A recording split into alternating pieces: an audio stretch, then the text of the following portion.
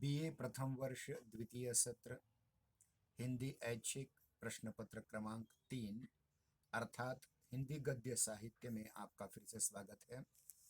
मैं फिर से रिपीट कर दूं कि हमने कथा यात्रा नाम की पुस्तक आरंभ की थी, जिसमें से जमींदार का दृष्टांत रेवरेंड जे न्यूटन द्वारा लिखित कहानी, एक टोकरी भर मिट्टी पंडित माधवराव सप्रे द्वारा लिखित कहानी, उसने कहा था पंडित चंद्रधर शर्मा गुलेरी द्वारा लिखित कहानी, नैराश्य प्रेमचंद द्वारा पुरस्कार जयशंकर प्रसाद नारंगियां अजय जी सच्चिदानंद हीरानंद वात्स्यायन अजय बड़ा नाम है, वह सांप जैनेन्द्र द्वारा लिखित, परमात्मा का कुत्ता मोहन राकेश द्वारा लिखित, ठेस फणीश्वर नाथ रेणु द्वारा लिखित और फैसला मैत्री पुष्पा द्वारा लिखित, ये 10 कहानियां हमने पूरी कर ली हैं।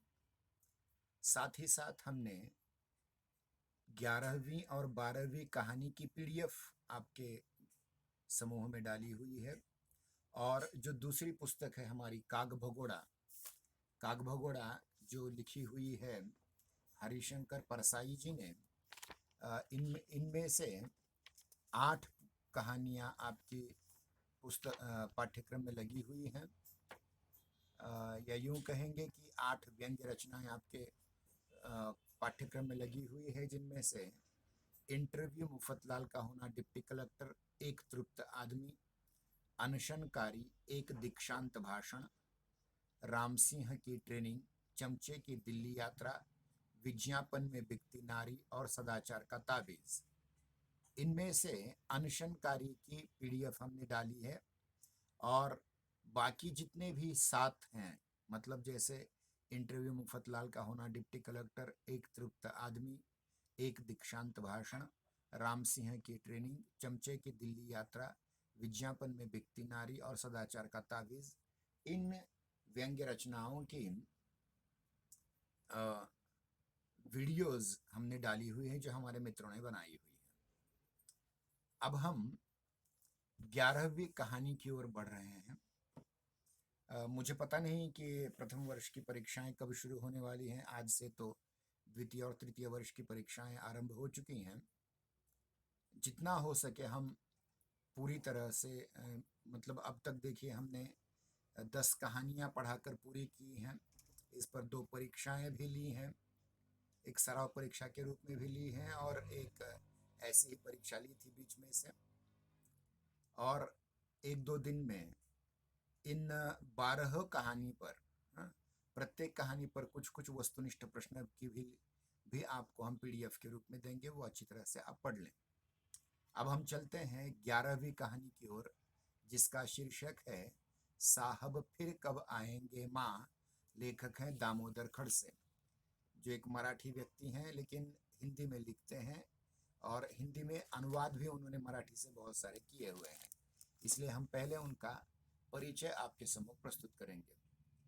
डॉक्टर दामोदर खड़से जी का जन्म 11 नवंबर 1948 के दिन पटना नामक गांव में सरगुजा जिला छत्तीसगढ़ में हुआ। अर्थात ये भले ही छत्तीसगढ़ आज मध्य प्रदेश का अलग हिस्सा बन करके छत्तीसगढ़ राज्य हुआ है, लेकिन वहाँ मराठी लोग बहुत रहा करते थे। डॉक्टर खड़से बहुमुखी प्रतिभा के संपन्न धनी रचनाकार हैं। सृजनात्मक आलोचनात्मक लेखन के साथ ही साथ उन्होंने अनुवाद के क्षेत्र में भी अपना अमूल्य योगदान दिया है। दलित साहित्य की पहली आत्मकथा जिसको माना जाता है बलूत, दया पवार द्वारा लिखित, उस बलूत का शीर्षक का उन्होंने बलूत इसी नाम से मराठी दलित आत्मकथा का हिंदी अनुवाद किया हुआ है, जो हिंदी क्षेत्र में मराठी दलित साहित्य की एक बहुत महत्वपूर्ण कलाकृति के रूप में जाना जाता है। इसके अतिरिक्त बलूत के अतिरिक्त रामनगरकर नाम के एक बहुत बड़े कलाकार मराठी के, उनका रामनगरी नाम का आत्मकथात्मक चरित्र उन्होंने हिंदी में प्रस्तुत किया हुआ है। साथ ही साथ जयवंत दळवी नाम के मराठी लेखक का कालचक्र, यह ग्रंथ भी उन्होंने हिंदी में अनुदित किया है। लक्ष्मण माने नाम के बहुत महत्वपूर्ण दलित साहित्यकार मराठी के हैं। उनकी पराया उपरा इस आत्मकथा का पराया नाम से अनुवाद किया है, जो तृतीय वर्ष में हमारे पाठ्यक्रम में लगी हुई है। और डॉक्टर शरण कुमार लिम्बाड़ी जी का एक उपन्यास झुंड नाम का, उसका इन्होंने हिंदी रूपांतरण किया है। इतना ही नहीं, सदानंद देशमुख नाम के एक बहुत बड़े मराठी उपन्यासकार का एक उपन्यास 12 मास, जिस पर उन्हें साहित्य अकादमी पुरस्कार मिला था, उसका भी आपने हिंदी अनुवाद किया है। यूं कहेंगे कि मराठी से हिंदी में अनुवाद के क्षेत्र में जो इन्हें गिने चुने नाम हैं, उनमें से दामोदर खड़से जी का नाम प्रमुख है। अन्य नामों में सूर्य नारायण रणसुभे जी, वेद कुमार वेदालंकार जी, ये नाम महत्वपूर्ण है। वैसे मैंने भी 3-4 पुस्तकों के मराठी के हिंदी अनुवाद किए हुए हैं, अर्थात मैं बहुत छोटा हूं उनकी दृष्टि से। अब हम चलते हैं उनके अन्य पुस्तकों की ओर। उन्होंने कुछ कविताएं भी लिखी हैं। कविता संग्रहों में उनके बहुत महत्वपूर्ण कविताएं हैं। अब वहाँ घोंसले हैं, जीना चाहता है मेरा समय, सन्नाटे में रोशनी, तुम लिखो कविता, नींद कभी नहीं सुखाती, पेड़ कभी अकेले नहीं होते। ये उनके कविता संग्रह हैं। और कहानी संग्रहों में भटकते कोलंबस, पार्टनर, आखिर वह भी एक नदी थी, जन्मांतर गाथा, इस जंग में, संपूर्ण कहानियां, ये उनके कहानी संग्रह हैं। और उपन्यासों में आपने काला सूरज, भगदड़ यात्रा, ये आपने उपन्यास लिखे हुए हैं। काला सूरज और भगदड़ ये 2 उपन्यास लिखे हैं। यात्रा वर्णन और भेंट वार्ताओं में जीवित सपनों का यात्री और एक सागर और माँ, इस प्रकार आपने भेंट वार्ताएं लिखी हैं। जहाँ तक संबंध हमारी आलोच्य कहानी का है, पठनीय कहानी का है, उस कहानी का शीर्षक है साहब फिर कब आएंगे माँ। एक होटल में बर्तन मांजने वाली स्त्री और उसके परिवार के अभावग्रस्त जीवन को लेकर के ये कहानी लिखी गई है। यानी इस कहानी में गरीबी के प्रति एक संवेदना है, जीवन की त्रासद घटनाओं के प्रति एक संवेदना है, और यह संवेदना उन्होंने बहुत ही प्रभावशाली ढंग से प्रकट की है। कहानी का सारांश इस प्रकार है कि होटल गोल्डन गेट में एक मीटिंग का आयोजन किया जाता है, जिसमें मुख्यमंत्री आने वाले हैं। कलेक्टर ऑफिस से होटल को आदेश दिया जाता है कि कल की मीटिंग के बाद भोजन का मेनू क्या है, मक्के की रोटी और सरसों का साग रहेगा। आप जानते हैं कि पंजाब में ये खाना आम फहम है। जैसे महाराष्ट्र में ज्वारी बाजरी खाई जाती है, उत्तर भारत में गेहूं खाया जाता है, दक्षिण भारत में चावल अधिक खाया जाता है अनाज के रूप में, उसी प्रकार पंजाब में मक्के की रोटी या मकई की रोटी, जिसका हम भुट्टा बना खाते हैं, वो समय आ चुका है, वो ऋतु है कि उसमें मिल जाता है। तो मक्के की रोटी और सरसों का साग, यही मेनू रहेगा। होटल का रसोइया यह जानता नहीं, मतलब वो मक्के की रोटी और सरसों का साग बनाना जानता नहीं है। इसलिए होटल में बर्तन मांजने वाली एक मंगली नाम की एक स्त्री को ये मक्के की रोटी और सरसों का साग बनाने की जिम्मेदारी सौंपी जाती है। मुख्यमंत्री भोजन की बार बार तारीफ करने लगते हैं, वाह क्या मकई की रोटी हुई, क्या सरसों का साग हुआ, बहुत बढ़िया बहुत बढ़िया। सब वाहवाही होटल के रसोइया को मिलती है, लेकिन वो मिलनी चाहिए किसको, मंगली नाम की इस बर्तन मांजने वाली स्त्री को मिलनी चाहिए थी। लेकिन इसकी सच्ची हकदार मंगली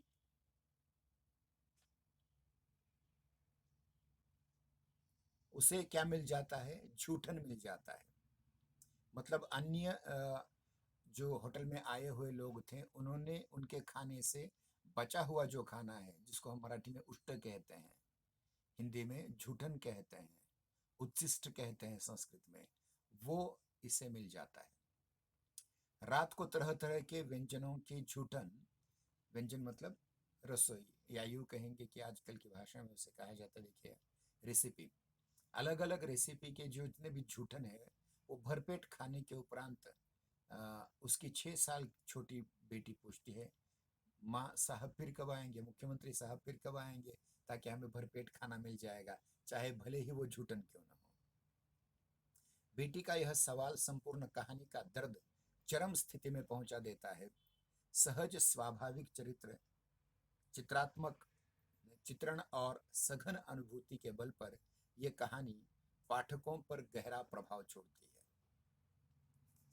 अब कहानी आरंभ करते हैं। लंबी कहानी है, लेकिन हम शॉर्ट में उसे आपके समक्ष रखने का प्रयास करें। वैसे फैसला कहानी बहुत लंबी थी, इसलिए उसे 3 तासिकाएं लगी। अब हम इस कहानी को अब लगभग हमारे 21 मिनट बाकी हैं। हम इन्हीं 21 मिनटों में इस कहानी को पूर्ण करने का प्रयास करेंगे। साहब फिर कब आएंगे, दामोदर खड़ से लेखक। रिसेप्शन के से मैनेजर के लिए फोन था कलेक्टर ऑफिस से। अब क्या है, मैनेजर मन ही मन बुदबुदाया। वो सुबह से 5वां फोन था। सुबह से 5वां फोन था ये। हर फोन कोई ना कोई परिवर्तन लेकर के आता, परंतु झलाहट को औपचारिकता इस कदर ढके रहती कि उस छोर पर कोई बात जाहिर नहीं हो पाती। व्यावसायिक मृदुभाषा और इतने बड़े ग्राहक को सिर पर उठाने के अलावा मैनेजर के पास और विकल्प भी क्या था। Hello, manager speaking, hotel Golden Gate. देखिए, मेनू में खास परिवर्तन करना है, उधर से आया। लेकिन साहब, कल से आप 3 बार मेनू चेंज कर चुके हैं, मैनेजर ने कहा। तो आखिर बताएं, ये आखिरी होगा, ये बहुत जरूरी है। कलेक्टर ऑफिस से फोन जो आया था उसमें। दरअसल कल की मीटिंग में मुख्यमंत्री भी आएंगे, इसलिए उनका भी लंच वहीं होगा। सर, हम सारी व्यवस्था कर लेंगे, सिर्फ सिक्योरिटी के बारे में आप ठीक ढंग से देखिए, क्योंकि मुख्यमंत्री है राज्य का और उस मुख्यमंत्री की सुरक्षा। अब ध्यान रखिए, मुझे ये पता नहीं है कि ये लोकतंत्र अजीबोगरीब स्थिति है, जहां सदैव रक्षणीय जनता पर अन्याय अत्याचार होते हैं और एक अधने से व्यक्ति पर जो गलती से लोगों ने चुन करके दिया हुआ है, उसकी सुरक्षा में सारा तामझाम लग जाता है। ठीक है, जाने दीजिए। सिक्योरिटी तो हम देख ही लेंगे, पर लंच के बारे में मंत्रालय से खास हिदायतें हैं, इसे नोट कर लीजिए। कलेक्टर का पीए पूरी अधिकारवाणी से बोल रहा था उधर फोन से। मैनेजर ने पैड पर 2 शब्द उभरे, मक्के की रोटी और सरसों का साग। मुख्यमंत्री साहब को ये चाहिए भैया। अब देखिए, बड़े बड़े होटलों में, पंचतारांकित होटलों में न जाने कितनी अलग अलग डिश, चाइनीज, इटालियन, सिंगापुरी, इंडोनेशियन, अमेरिकन, इंग्लैंड की अलग अलग पद्धति की अलग अलग रेसिपियां रहती हैं, परंतु इस मुख्यमंत्री को चाहिए खालिश देशी, जो सामान्य लोग बना, ये बड़े बड़े होटलों के लोग बनाना नहीं जानते। इसी के साथ तेल की, मिर्च की मात्रा उसमें कितनी होनी चाहिए, ये सब कुछ, और बिल्कुल सादा। गोल्डन गेट के मैनेजर ने यस सर इतनी बार कहा कि हिदायतों की संख्या आसानी गिनी जा सकती है। Yes sir, yes sir, yes sir, yes sir. Manager तो था ही इसी काम के लिए। वैसे मुख्यमंत्री जैसा मेहमान उसके होटल में पहली बार आ रहा था। इसका लाभ पब्लिसिटी के लिए भी होगा। मुख्यमंत्री इस होटल में आकर के ठहरे, पब्लिसिटी, और लोग आएंगे। मुख्यमंत्री हैं तो कोई घोषणा भी की जाएगी, होगी। उसके होटल का नाम दूर दूर तक गूंजेगा, बिना किसी खर्च के। मैनेजर के आदेश थे कि सब कुछ ठीक होना चाहिए। होटल के मालिक भी इस व्यवस्था को लेकर के अधिक सतर्क थे। आखिर मंत्रालय से उनके संपर्क में हैं, जिनके कारण यह मीटिंग उनके होटल में हो रही है। दूसरे, उन्होंने युक्ति सुझाई कि किसी और होटल से इसका इंतजाम किया जाए। किसका?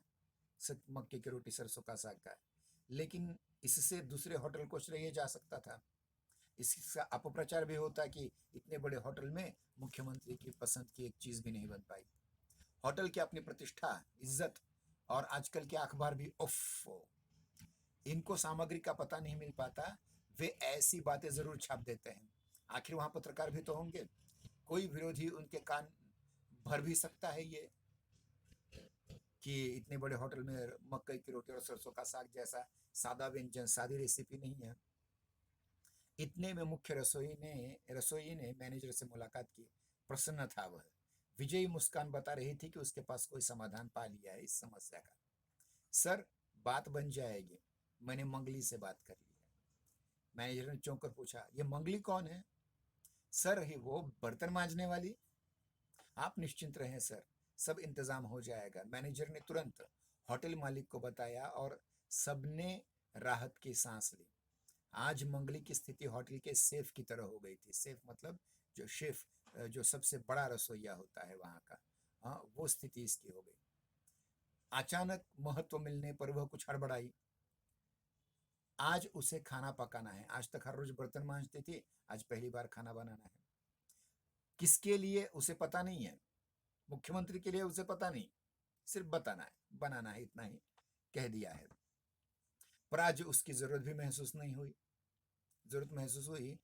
इससे उसे बहुत अच्छा लगा है कि मुख्यमंत्री प्रसन्न हुई, वरना होटल के पिछवाड़े में ढेरों बर्तनों के बीच वह अपनी साथियों के साथ बर्तन मांजती रहती और जूठन के लिए भी मोहताज रहती। प्लेटें उठवाने उठवाने वाले बैरों, बैरा जानते हैं आप, जो होटल में काम करने वाला व्यक्ति होता है, इधर से उधर लेने वाला बैरा, तक ही सारा सारा जूठन गायब हो जाता। आज वह खुद पकाएगी, लेकिन उस पर रसोइयों को विश्वास नहीं था वह मुख्य मेहमान को सचमुच खुश कर सकेगी। परंतु मंगली में आत्मविश्वास था कि अरे, मक्के की रोटी सरसों का साग, ये तो सामान्य घर में पकने वाली चीज है, इसमें क्या है बड़ा। मंगली को सारा सामान मुहैया करा दिया गया। कल सुबह खास मेहमान के भोजन पर उनका भार था, इसलिए अचानक आज उसकी हैसियत बढ़ गई थी। आज काम करते हुए उसने किसी किसी ने उसे नहीं डांटा। रात को लौटते समय उसे भोजन दिया गया, उसने नहीं खाया। छोटे बेटे की याद आ गई, बंधवा लिया उसने सारा भोजन। आज अचानक अपने लिए इतना सम्मान पाकर के वो फूली नहीं समाई। इतना सम्मान दे दिया होटल के मालिक ने आज उसे, मैनेजर ने और अन्य लोगों ने। हालांकि उसे बचा भोजन ही दिया गया था, पर इससे क्या फर्क पड़ता है, झूठन ही तो थी, बचा हुआ भोजन। वह कितने दिनों बाद अपने बच्चों को ठीक से खिला पाएगी। इतना बढ़िया खाना पाकर वे कितने खुश होंगे। होटल से निकलते समय उसे कितनी बार हिदायतें दी गई, वह चुपचाप रही थी। जिसे आज तक रसोई में घुसने न दिया था, उसे कल भोजन बनाना है, मक्के की रोटी और सरसों का साग। उसने सबको अपनी ओर से आश्वस्त किया। आश्वस्त करना था, क्या करना था, बस गर्दन झुकाकर हमें भर दिया, ठीक ठाक हो जाएगा सब। भोजन का प्लास्टिक का बैग उसके हाथों में लेकर के वो कितनी प्रसन्न थी। उसके पैर अचानक उसके पैरों में अचानक पंख लगने लगे थे कि ये सारा खाना, इतने बड़े 5 स्टार होटल का खाना वो अपने बच्चों को खिला पाएगी। इसी में उसके पैर जमीन पर रुक नहीं रहे थे। घर की ओर तेज कदमों से निकली वह, बार बार प्लास्टिक की थैली को ठीक ढंग से टटोलती। इसमें क्या क्या होगा, पता नहीं कितना होगा, तीनों बच्चों को पूरा पड़ेगा या नहीं, पता नहीं। किस किस बात का अंदाज लगाकर वह अपनी झोपड़ी की ओर चल पड़ी। होटल से बाहर की दुनिया उसके लिए चिर परिचित है। बिल्कुल बाहर के भिखारियों की भूखी आंखें देखने का उसे मौका नहीं मिलता। आज भिखारियों ने उसकी ओर देखा, परंतु भिखारी उसकी ओर क्यों देखते? वे अपने ग्राहक तलाशने में जुटे हुए थे। इसकी ओर क्या मिलने वाला है, एक सामान्य औरत की ओर क्या मिलेगा, इसलिए उन्हें बड़े आदमियों की ओर उन्होंने वे लपक पड़े। दूसरे लोगों को देखते ही भिखारियों का हुजूम अपने राग अलापने लगता। प्लास्टिक की थैली को उसने कब पोटली बना लिया उसे मालूम भी नहीं, बना लिया था पोटली जैसा। बगल में मजबूती के साथ उसे दबा लिया अपने बगल में, उस पोटली को। अचानक ही उसके मन में आया कि कोई इसे झपट ले तो वो क्या कर देगी। कोई झपट न ले कोई भिखारी, परंतु किसी भिखारी ने उसकी ओर देखा तक नहीं। फिर भी उसके कदमों में एक बेचैनी थी, जल्दी घर पहुंचने की। आज उसका आदमी भी घर पर नहीं था। वह चौकीदार है, वॉचमैन है कहीं, और आज उसकी रात पाली है, वो रात्रि की पाली को चला गया है। कितना अच्छा होता कि वह भी आज घर पर होता। बस खाने का दृश्य ही उसकी आंखों में बार बार घूमने आता। मतलब एक सामान्य परिवार की सबसे बड़ी अगर कोई कामना है कि अच्छा भोजन एक बार तो मिल जाए। रास्ते में कई कई बार उसके दिमाग में मक्के की रोटी और सरसों का साग को बेहतर ढंग से बनाने का विचार उभरते, परंतु वे ज्यादा देर तक न टिकते। बच्चों के चेहरे पर दिमाग उभरते ही उसने बगल में दबाया हुआ खाना खाते वो देखती रहती। गंध भी कम अच्छी नहीं थी, भोजन की खुशबू भी अच्छी थी। बहुत दिन के बाद उसे अपना ही घर दूर लगने लगा था। वो जल्दी पहुंचना चाहती थी लेकिन पहुंच नहीं पा रही थी। कितनी देर से चल रही है वह। रोज घर जाते समय उसके मन पर बोझ था खाना बनाने का। बच्चे आपस में लकड़ियां चुन करके लाते और उन लकड़ियों का ईंधन बना करके खाना पकता।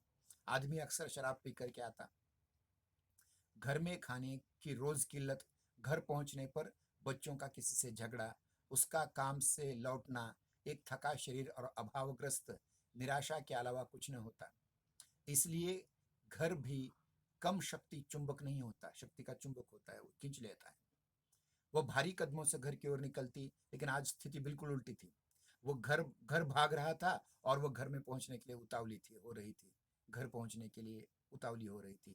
घर पहुंची और छोटे बेटे को बेतहाशा चूमने लग गई। वो उसके चुंबन लेने लगे। 2 साल का होगा बच्चा केवल।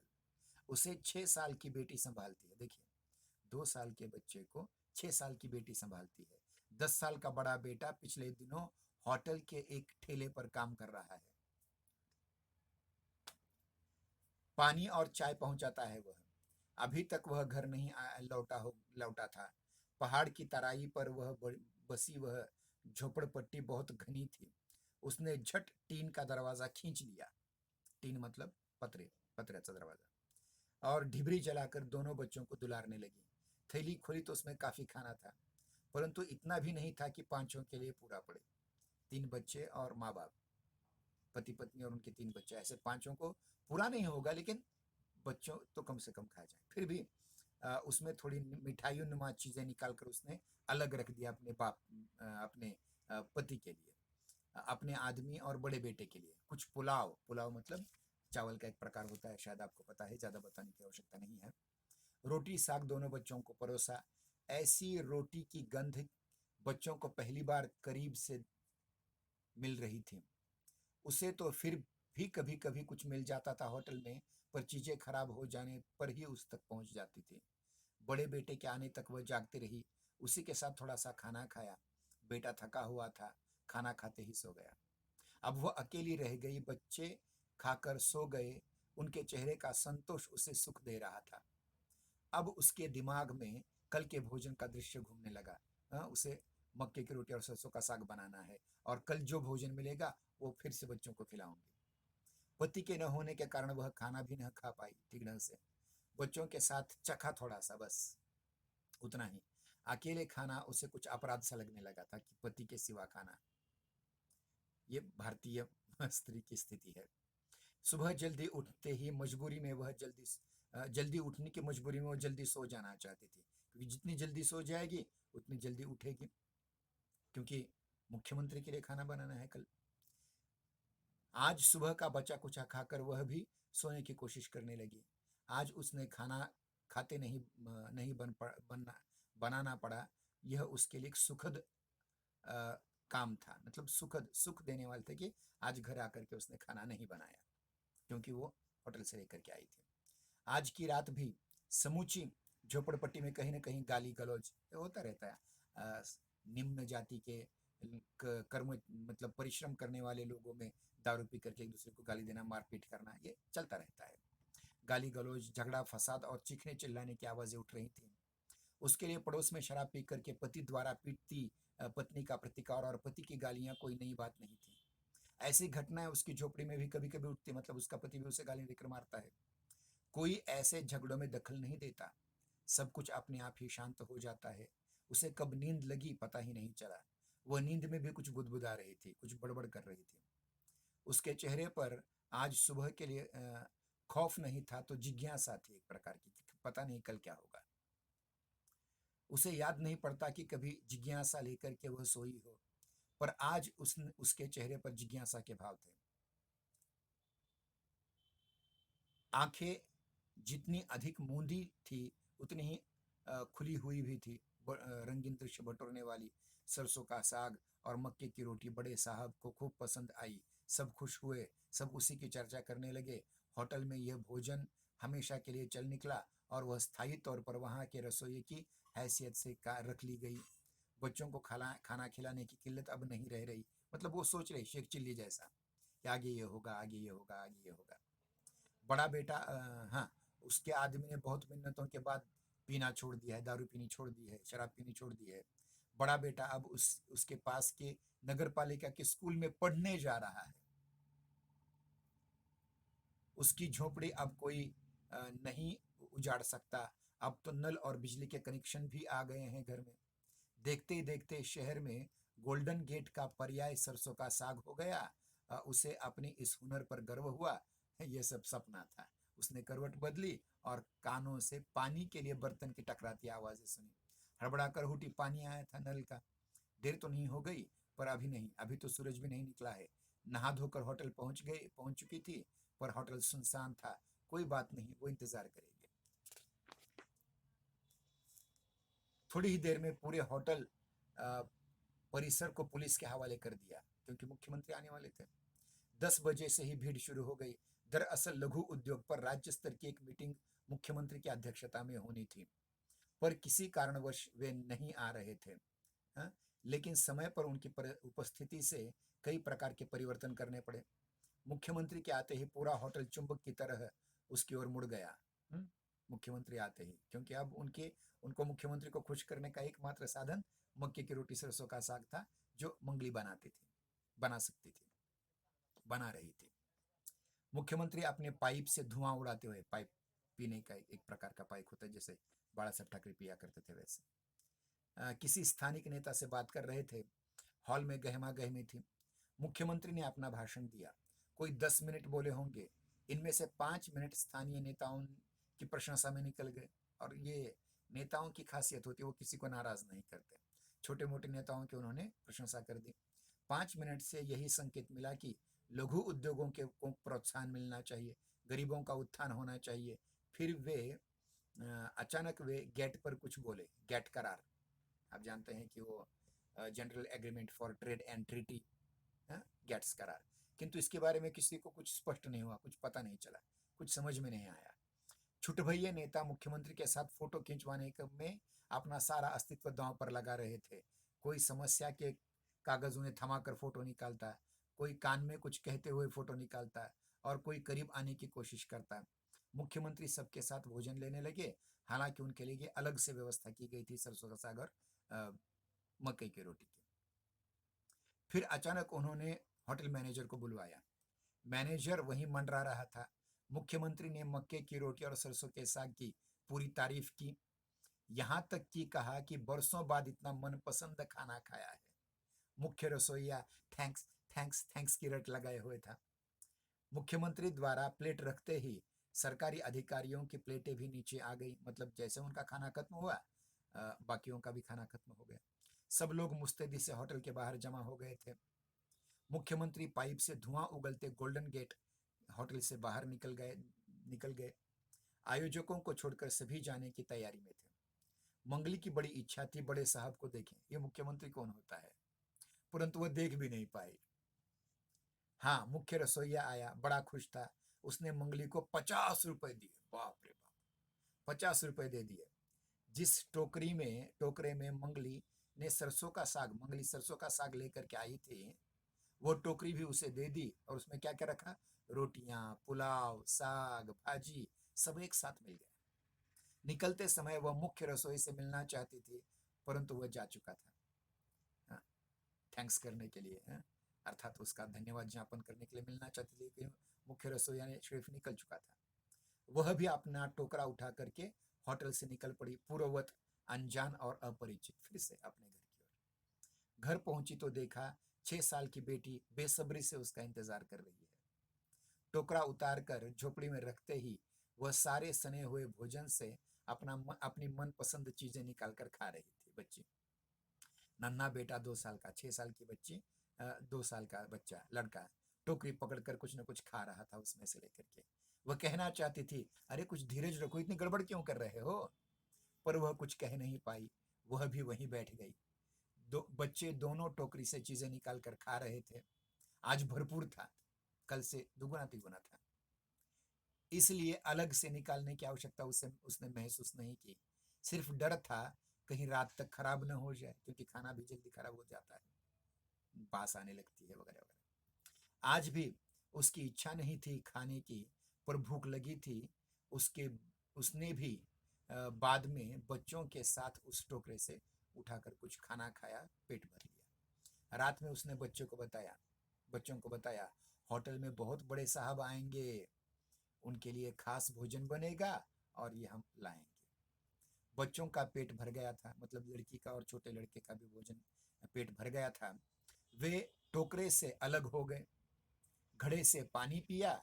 एक गिलास पानी मंगली को देते हुए 6 साल की बेटी ने पूछा, माँ, साहब फिर कब आएंगे?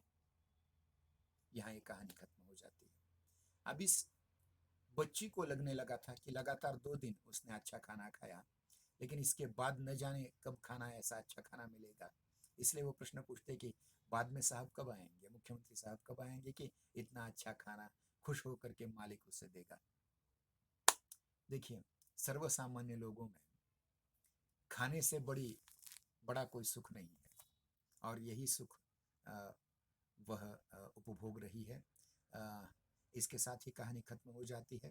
कल की तासिका में हम अंतिम कहानी, सपना नाम की कहानी है, जो एक बहुत बड़े दलित लेखक ने लिखी हुई, जिनका नाम है ओम प्रकाश वाल्मीकि। उस कहानी को हम पूरा करने की कोशिश करेंगे। तब तक के लिए धन्यवाद। थोड़ी देर बाद इसी तासिका की जो स्क्रीन रिकॉर्डिंग हो रही है, इसकी भी यूट्यूब लिंक आपके ग्रुप में भेज दी जाएगी। जो आज शामिल नहीं हो पाए वे उसे अवश्य देखेंगे। धन्यवाद।